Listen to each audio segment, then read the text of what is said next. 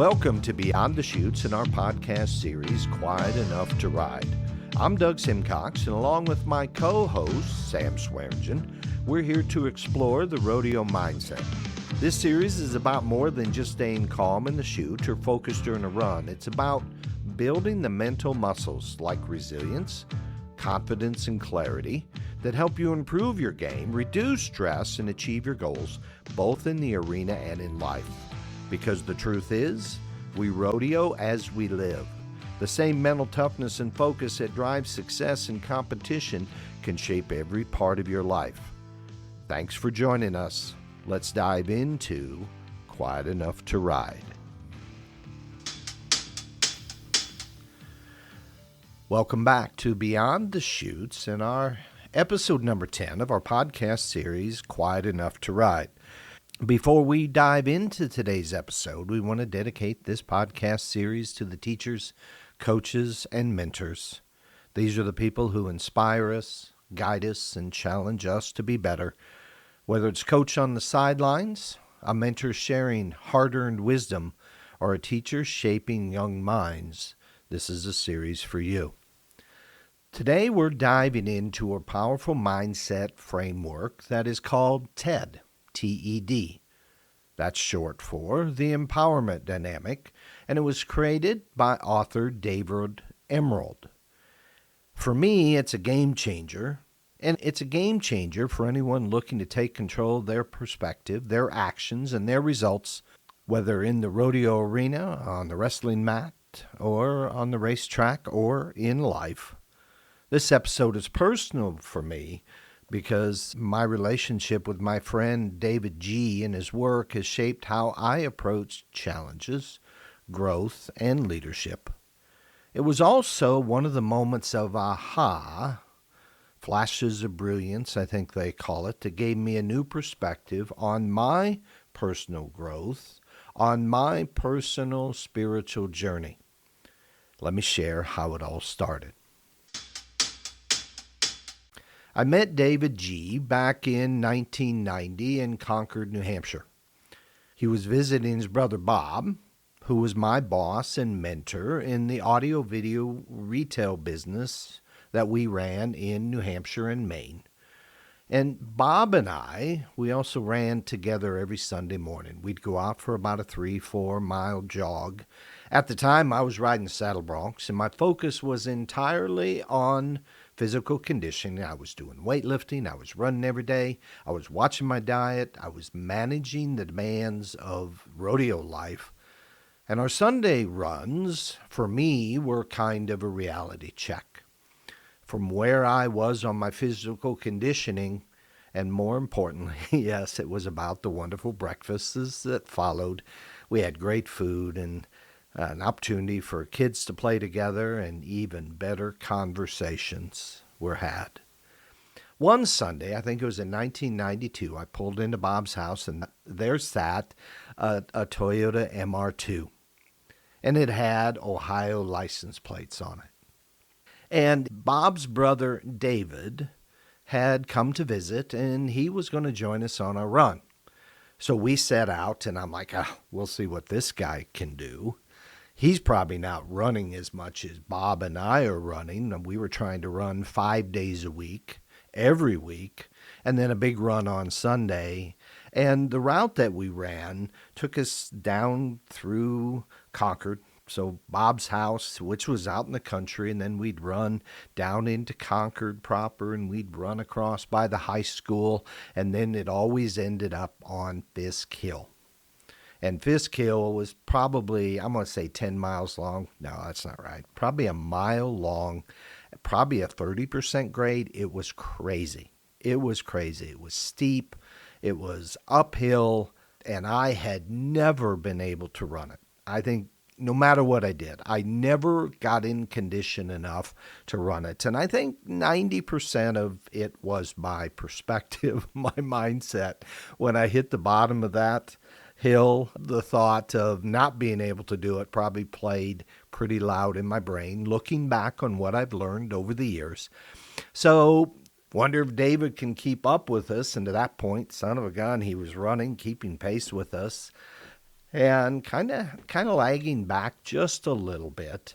And as soon as we turned the corner, it was a right-hand corner, right-hand turn onto Fisk Hill Road, and started to go up that hill, David simply passed us. And I mean, with ease, he passed us.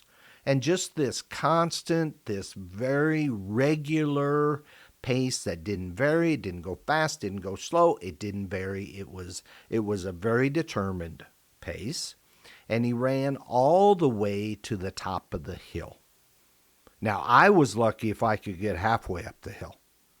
So for him to run up the hill, to make it all the way to the top of the hill, imagine what that put into my mindset at that point. Number one, this is really hard, and who does he think he is? He can come here, just blow all the way up. And son of a gun, I look up, and he's turned around, and he's jogging probably the half mile back down to us. David was different. He was the trailblazer in exploring Fisk Hill and leadership and spiritual programs.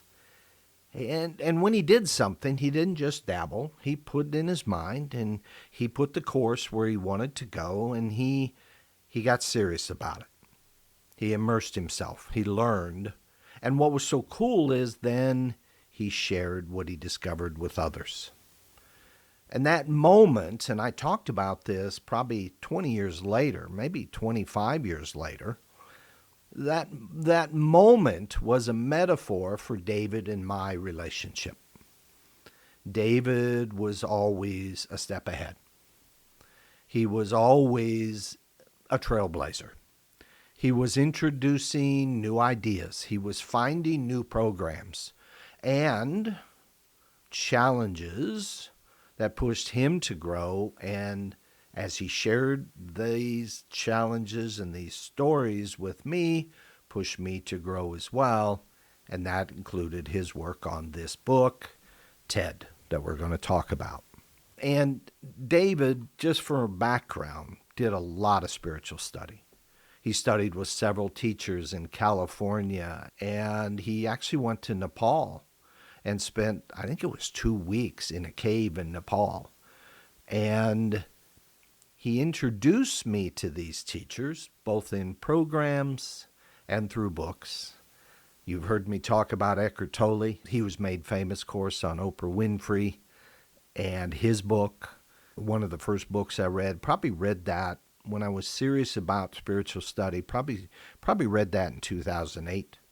And then you look for authors that kind of, I guess they use the term resonate, that makes sense, that kind of ring true. And one of those was Adyashanti. I'll put him in the notes. And he was one that introduced the concept of suffering. Well, you heard me talk about suffering in past episodes. He was the one that kind of broke that down and said, anytime we don't want what is, if you remember that on our 9th episode, it is as it is. Anytime I don't want what is or what has been, I suffer. And we're talking about mental suffering. And we're going to see as we can continue to talk about Ted, we're going to see how that mental suffering, that mental gyration we go through when we push back hard against something we don't want, we're going to see the effects on us, on our body, on our physical. And here's what I know. Through my relationship with David G., as he introduced me to the book Ted, through his learning, I learned this. We don't travel this path alone. Back to our teachers, our mentors, our coaches, and as we're going to see, our challengers. We're going to be introduced to those. So here's to the creators in the world. So David introduced me to the book, The Empowerment Dynamic, in 2011. And let me say that again. David introduced us which was ProLift, which is a Toyota-owned forklift company in Louisville, Kentucky. We had 6 locations. We were in Indianapolis, Evansville, Dayton, Cincinnati, Lexington. I think that's all 6. There was a leadership team that we had. There were 4 of us on the leadership team, and he brought this back to us, this empowerment dynamic. It was 2011. It was during the aftermath of the 2009-2010 Great Recession. At the time, he was a president of ProLift. He got promoted, I think it was in 2009, from VP of Operations to president of our company. And he was in his mid-50s, and he knew, just the way his mindset worked, is he knew he needed to learn a new way of leading in this new environment, in this new economic reality that we were facing. We'd come off some very challenging times. We'd had a layoff. We'd seen our profits dip. We'd seen our sales dip. And we had gotten very conservative in our thinking, like we're going to protect ourselves best we can and our folks the best we can. And he realized in 2011, we need to think about this in a different way. And since we were, and are, ProLift is a Toyota-owned company, and they're big supporters of continuous improvement. We've talked about that. We never, as a Toyota person, you never stand still. You never stop saying, is there a better way? Both in processes and in the development of people. So we looked first at us. David first looked at himself and said, okay, what do I do? What can I do? How can I change maybe the way I've always seen? And so he enrolled in a year-long Stagen Leadership Academy program in Dallas, Texas. So how to think about Stagen. It was created in 1999. Dallas, Texas based. And just like a great rodeo champion, a strong leader knows that success isn't about quick wins. It's about playing the long game. And for us, we were looking at maybe a time horizon of 5 years from where we were sitting in 2011. We knew that we had to put a plan together and a way to move forward. And that long game, that's the mindset behind Stagen Leadership Academy, a Dallas-based program. I said that's been shaping top-level business leaders, presidents, CEO, what they call the C-suite, CFOs, since 1999. They have what they call an integral leadership program. An integral means it starts with us as a leader. It starts with the person. So integral into us. And I'd liken it, what they call IOP, is like training for the big rodeos. It's a year-long course with coaching. Each student that goes through it is given a coach that holds them accountable, that works with them, workshops. So you're in it. You're doing it. You read. You have hands-on learning. You have experiential learning. So it isn't just learning from a book. It's how to put these things into motion, into practice, as we've talked about the 5 levels of learning, how to put them into practice. And it's that learning to help leaders sharpen their skills, stay focused under pressure. Now, if that's not rodeo, I don't know what is. You got to stay focused under pressure. We talked about that in our past episodes, and that's where a lot of this comes from. A lot of the learning that I've tried to pass on has come from this program. And we know that each leader wants to create a lasting impact in their organization. In business, like in rodeo, it takes years of hard work, the right mentors, we've talked about that, the right coaches, the right challengers, and a steady mindset to win big.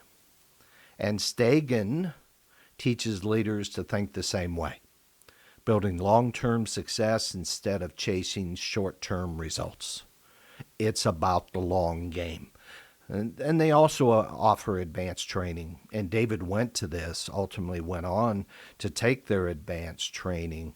And he actually, when he retired from the company, This was, I think, 2020 he retired.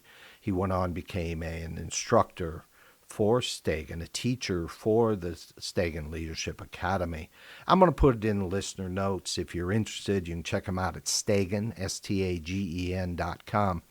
And in summary, it was all about developing on a personal level, a spiritual level, and this fit into the spiritual teachings that my friend David had learned and practiced over the years, so it felt like the right fit.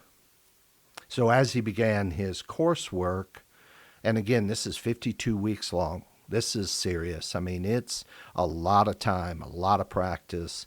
It's a lot of studying. And remember that at the same time, you're running a company. You're responsible. At that time, we were upwards of 400 associates in 6 different locations in 3 different states. And one of the required readings was this book, Ted.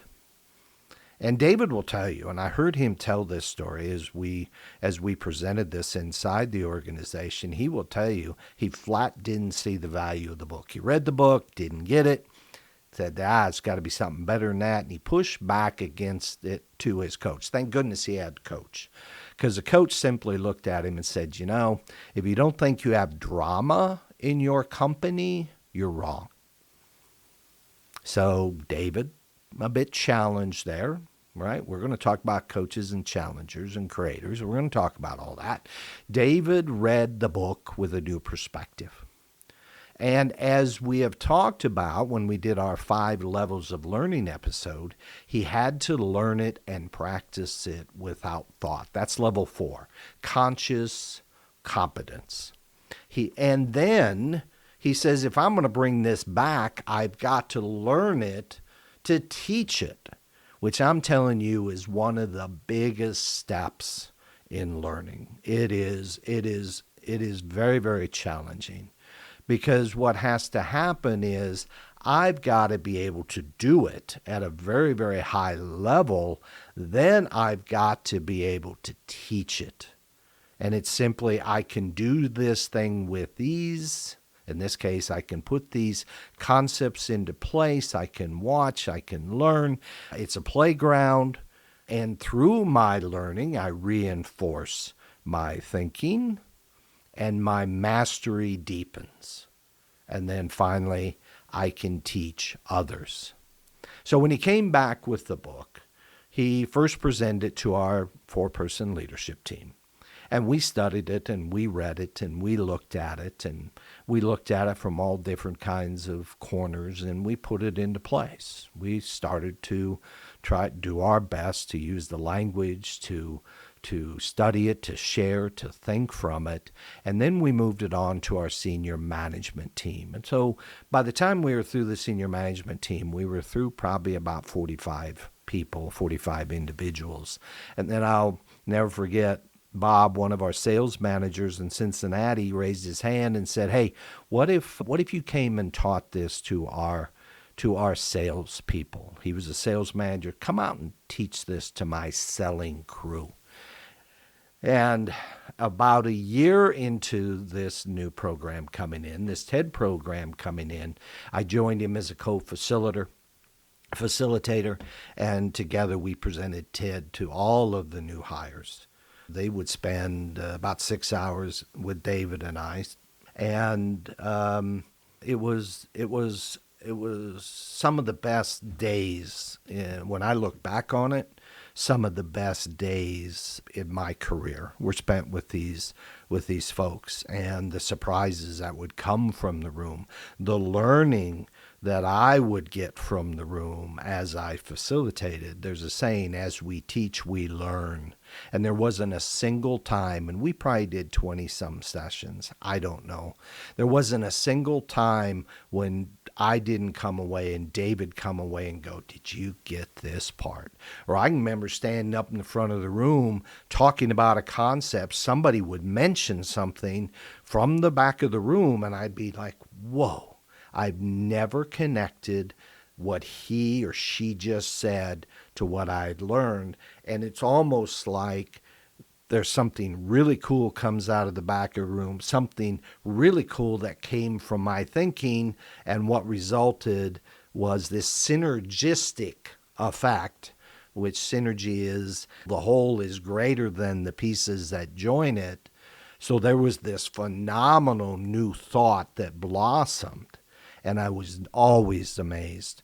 And I always felt so much better when I taught these courses, and the more challenges, the better, because it forced me to deepen my thinking. And there are times when I'd go, whoa, I'd never been asked that. I've never thought about that. But David and I would spend a wonderful day with a lot of great people. And these were all brand new people coming into our company. So here's a quick way to describe TED that we taught. And I can put this up on a PowerPoint. We didn't use PowerPoints a whole bunch. It was more for pictures, when we wanted to get into something pretty tight. But David and I, our individual challenge was to be able to go through a 6-hour training or a 6-hour presentation and not do it with the PowerPoint screens.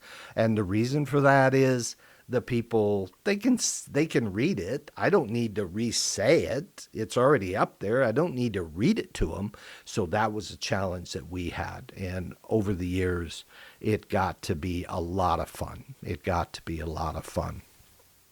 So here's a quick way to describe it. TED is a simple, profound framework for shifting how we view, and as importantly, how we respond to life's challenges. And respond, I'm going to underline that word here, respond.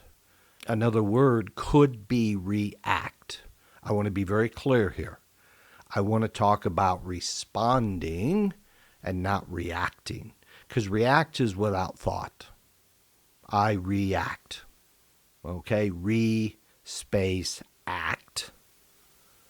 That's not what I want to do. I want to be able to respond, which means I'm going to have more thinking. I'm going to have more options that I'm going to look at. And TED teaches, and again, TED, when I say TED, it's empowerment and dynamic, teaches there's 2 base ways to see the world. We can see the world as a victim, or we can see the world as a creator. So just from simplicity, there's only 2 ways to see the world. Now, maybe there's more. I don't know. There's a combination, and no doubt we move from victim to creator and back to victim and so forth. We may do some sort of dance, which we'll talk about maybe in an upcoming episode. But let's just for this conversation say there's 2 base ways to see the world, as a victim or as a creator. And it's about awareness that we discussed in earlier episodes. Do I know how I'm seeing the world? Or the question becomes, am I seeing the world through the eyes of a victim? Or am I seeing the world through the eyes of a creator? If I'm seeing through the eyes of a victim, I then have choice. And remember, it's choice. I have choice. I can choose to stay where I am, or I can choose to move away from the victim orientation into a creator orientation. And we're going to talk about that. A mindset shift that empowers us to focus on solutions, that is the creator orientation, rather than a problem orientation, which is the victim orientation. So what is orientation? It's how we see and interpret the world. Orientation, our personal orientation, affects how we approach challenges, how we interact with others, how we make decisions. So put it in a rodeo perspective, how to orient to the world. In rodeo, the way you see the arena shapes your ride. A barrel racer sees 3 barrels in a perfect pattern. A bull rider sees an 8-second challenge where to balance and grip and everything. A stock contractor sees the animals as athletes, making sure they perform at their best. Even though they're all in the same arena, their orientation, how they view the world, how they view that moment, determines how they prepare, compete, and succeed. Just like in life, our orientation is shaped by our beliefs, our experiences, and our mindset. If you see challenges as obstacles, you might hesitate when things get tough.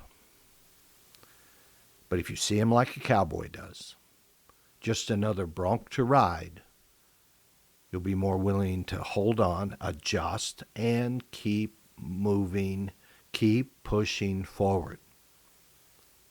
And let me just say this. Orientation isn't just about what's in front of you. It's about how you approach it. Whether you're mapping out a rodeo weekend, preparing for a big competition, or navigating life's ups and downs, the way you see the world, the way you view the situation, determines the direction you take. We stay focused, we adjust when needed, and we always keep our eyes on the prize. So the book, The Empowerment Dynamic, it focuses on two orientations. We've already talked about that. The victim orientation, the creator orientation, and the mindset of the victim orientation focuses on problems, on blame, and external circumstances. It's characterized by language like, "Why is this happening to me?" Or, "It's not fair," or, "I can't do anything about it." And the effect that it has on us as individuals, it limits our growth by shifting responsibility away from myself. It limits my growth because I say, not my problem, not fair, I don't want this, I'm not going to take this, and it shifts it away from me. And it creates a negative feedback loop, which erodes confidence, limits thinking, limits learning.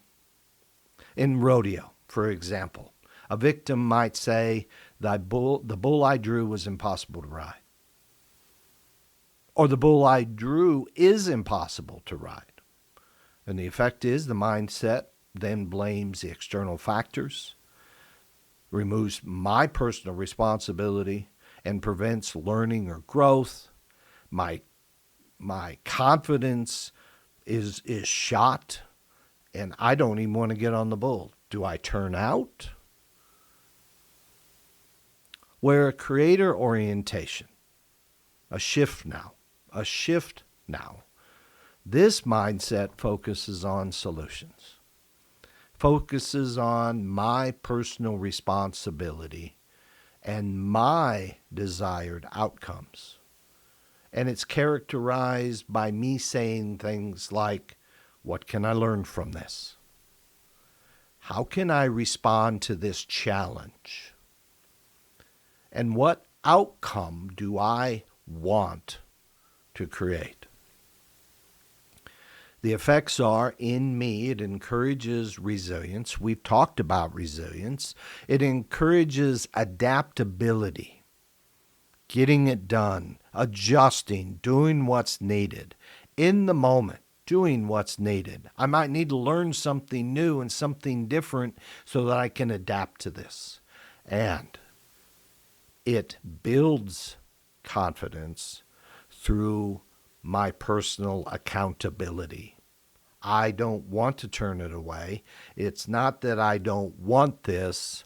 I will face this.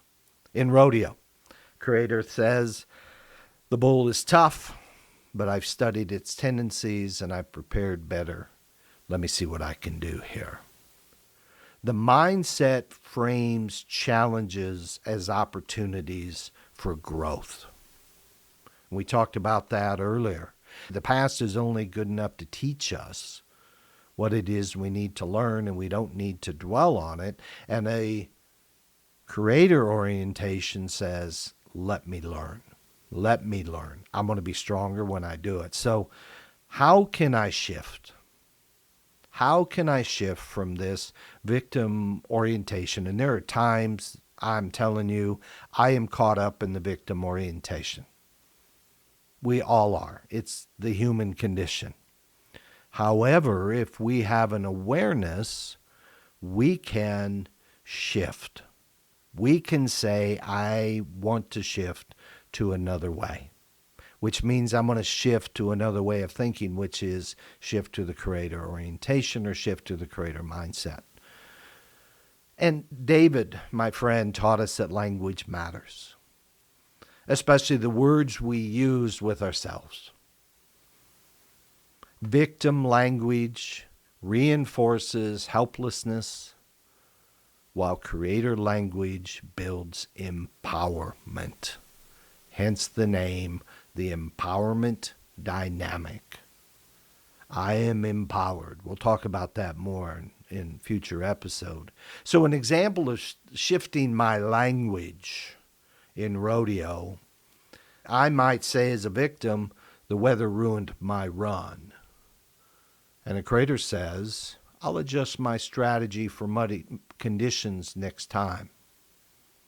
Or a victim looking at the judging, the victim says the judges were unfair. They missed me out. A creator says, I'm going to review the work. I'm going to review my videos. I'm going to look at my mark out.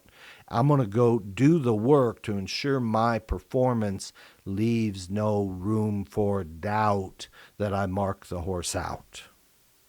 And finally, a victim may say, I got a bad draw. How many times have we said that?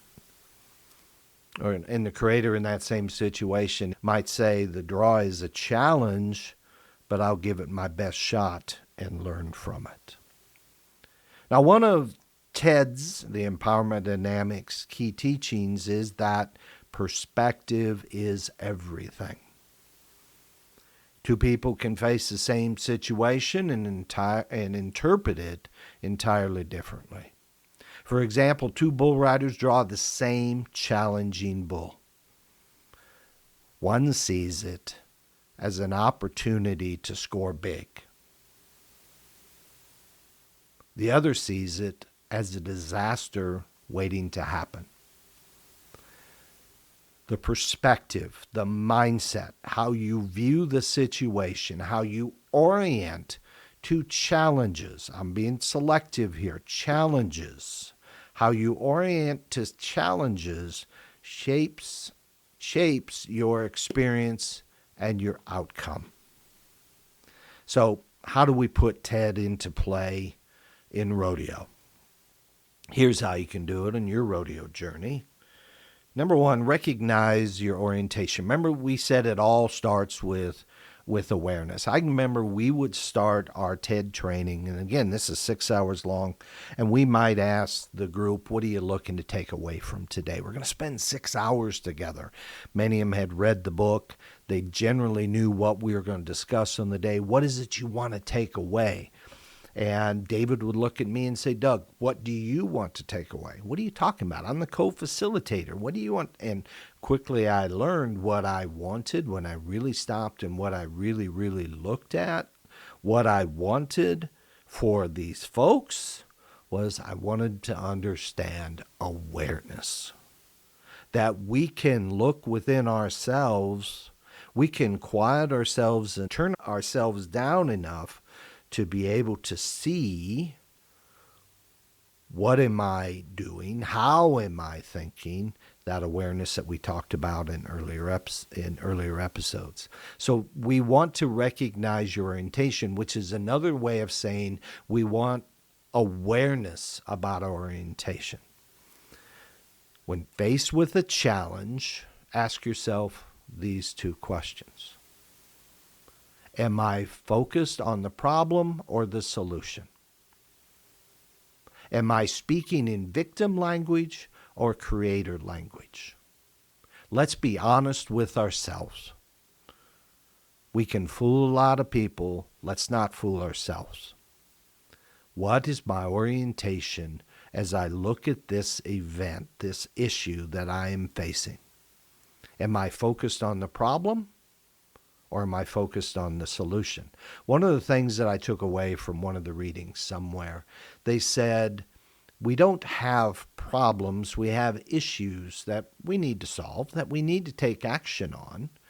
And they gave an example, and I can't remember who the teacher was, but they gave an example that an issue becomes a problem the minute we begin to fret on it. And really what that is the minute we begin to forecast the worst outcome possible. Remember, we talked about being in the moment. We talked about being present.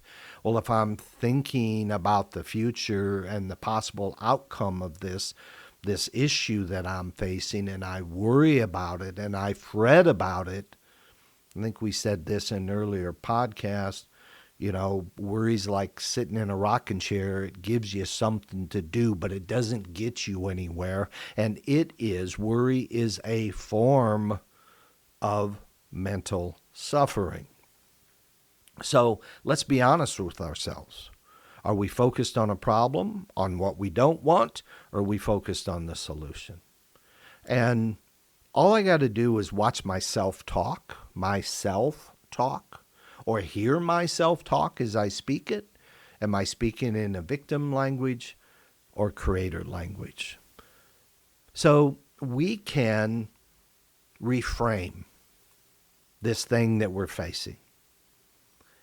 We can reframe them as challenges. Instead of seeing difficulties as obstacles, we can view them as opportunity to learn.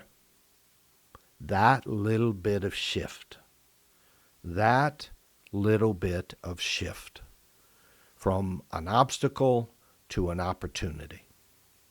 We want to practice our empowerment language. We want to practice language. We said language matters. Replace the negative self-talk. And when I say self-talk, it's the stuff that runs around in my brain that I tell myself. And it's the ego that talks to us in those moments. You can't, you aren't good enough, whatever it is. And I'm just going to tell you, your ego doesn't know. Its only job is to make you feel bad about yourself. You think it's there to help us feel good about ourselves, but it spends a lot of time trying to tear us down. So let's say thank you very much to our ego. We don't need that right now. Why don't you take a break? Go get a cigarette, go get a drink, sit over here for a while, watch something on TV. I want to get on with this. I want to think a little bit more proactively about this. I want to have a solution-focused way of thinking about this. So I want to move away from the negative self-talk. Thank you very much. Sit over here in this corner. I want self-talk that is proactive, solution-focused statements.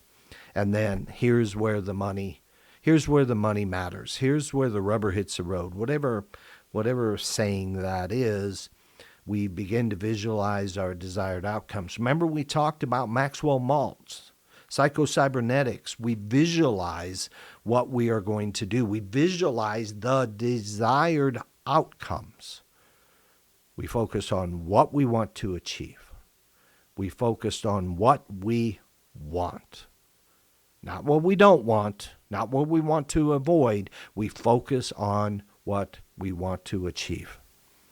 This big issue, this small issue, this decision, this challenge, this whatever language you want in every situation.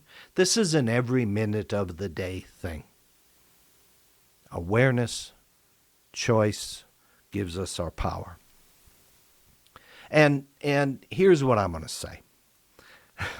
My friend David always began our TED sessions that we were co-facilitating with this with this challenge to these 20 people that are sitting with us for 6 hours. Always at the very, very beginning, he would say, don't believe anything we say. And I'm like, well, wait a minute. We're going to spend, we got time here. We got to get this right. And he then would say, he'd look at me and say, calm down. It'll be okay. Don't believe anything we say. Try it out. Try it out. We know that from the 5 levels of learning, from a learning mindset versus a knower mindset, we know that real learning comes from doing. Not just talking about it, not just thinking about it. It comes from doing what we call experience. And so TED is an experiential learning, meaning we learn by doing. Theories and ideas only stick when we apply them in our daily lives. We talked about that in these groups. We would say, look, just because we tell you something and you nod your head doesn't mean you learned it. Do you remember my friend Dan, who sat in a room all day long and he was taught how to climb up a tree and top a tree, and he's nodding his head and he's thinking about other things. And then at one point in the day, by the way, I had lunch with Dan the other day and reminded him, or he reminded me of this story, I should say. And he said, oh yeah, he said, I'm sitting in this room and I'm learning how to train others. And he said, yep, I got it. We had all the books, we had all the stuff in front of us and pictures and diagrams and yep, I got it. He said, I'm getting ready for a quiz so I can name all the parts or whatever. And they said, cool, we're going outside. And he's like, what? He goes, we're going outside. Why are we going outside? Because we're going to go top a tree. And he said there were 40-foot trees. And there is your spikes that we just taught you how to put on. Here's the safety equipment you need to use. And oh, by the way, here's the rope that you're going to dangle your chainsaw from. Let's get busy and go. Now, they didn't have to actually climb the tree, but it was enough for him to say, whoa, I may have read some things. I may have understood some things, but I haven't done it, and I have no idea what it's going to be like to go do it. So kind of the reality of all things. So real learning comes from that experience, whether in the arena at work, on the racetrack, or in relationships. Adopting the TED framework is a process. It's learning, putting in place, getting that feedback loop. What did I learn? What do I need to learn? How might I look at this differently? Oh, here's a situation where I clearly was in the victim mode. Okay? I clearly was in the victim mode. Well, be easy on yourself. Take this opportunity to say, okay, let's begin again. The next time this comes up, the next time this situation comes up, I'm going to think about it. I'm going to take a moment. I'm going to take a breath. I'm going to ground myself, and then I'm going to think about what I can do here to respond. And Sam brought this up, and I went and found the quote, and he was paraphrasing it, but it is Henry Ford who once said, whether you think you can or you think you can't, you're right. Our beliefs shape our reality. So we get to choose belief and beliefs that empower us to succeed. So the empowerment dynamic is all about shifting one's perspective, taking responsibility on focusing on what we can create instead of what we can't control. I encourage each of you to get the book. You can find it on Amazon, The Empowerment Dynamic by David Emerald. Search for it, take a look for it. I will put it in the listener's note. I want to thank you guys for joining us today. If this material resonates, if this makes sense with you, take a moment to reflect. Where have I been using, or am I using, victim language? And how can I shift to creator language in our rodeo journey? Remember that learning, exploring, and growing are all processes, not destinations. one foot in front of the other, we say, and hopefully we'll see you down the trail. This is Doug Simcox. Thank you for listening.